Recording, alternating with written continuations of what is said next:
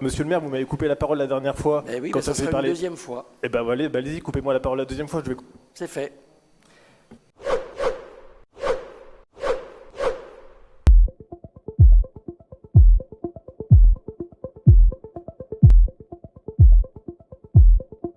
Le résultat de l'enquête, il est écrit donc que Nathalie Goutor mentionne à plusieurs reprises la dégradation de son environnement professionnel comme ayant concouru à son mal-être et cite à ce titre par initiale le maire de Roanne, Yves Nicolin, dont elle décrit une attitude jugée vexatoire au cours de l'année écoulée. De façon explicite, en revanche, elle fait état, après on parle de la question conjugale. Et ça, c'est dans l'enquête. Donc, je veux dire, Non, entre non, ce que... non, ça c'est l'avocat. C'est l'avocat qui dit ça. C'est pas le procureur.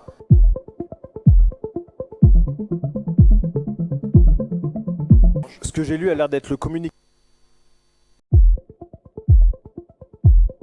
Je me suis procuré le communiqué de presse du procureur qui stipule donc clairement que Nathalie Goutor mentionne à plusieurs reprises la dégradation de son environnement professionnel comme ayant concouru à son mal-être et cite à ce titre par initiale le maire de Roanne, Yves Nicolin, dont elle décrit une attitude jugée vexatoire autour de l'année écoulée.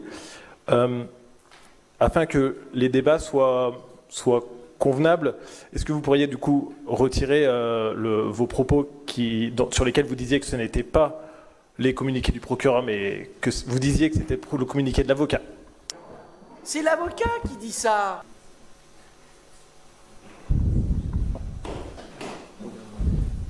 Bon, je vous propose qu'on regarde en détail. On le remettra lors du jour de la prochaine séance.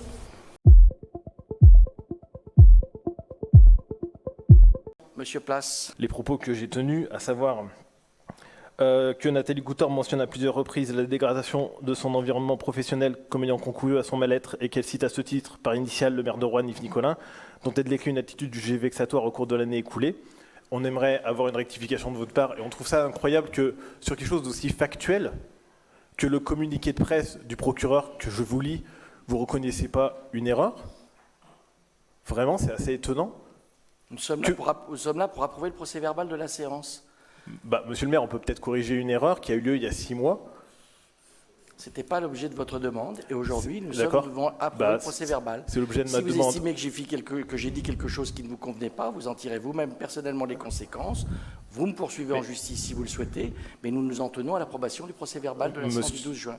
Monsieur le maire, je pense que la question de d'où viennent les informations et de qui prononce ces informations sont importantes. Et si le procureur dit quelque chose et que vous dites non, ce n'est pas le procureur, que nous avons des documents qui le prouvent, que nous avons le communiqué du procureur, reconnaissez simplement votre erreur.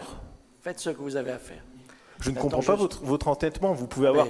Moi, je ne comprends pas le vôtre non plus, figurez-vous. Mais moi, c'est juste la question de la recherche de la vérité. Et après, pour... peut-être du coup expliquer en quoi c'est très important. Monsieur Place, on est sur l'approbation du procès-verbal. Le débat est clos et je soumets au vote. Monsieur le maire, vous m'avez coupé la parole la dernière fois. Eh oui, quand ça sera une deuxième fois. Eh ben voilà, allez-y, coupez-moi la parole la deuxième fois. C'est fait.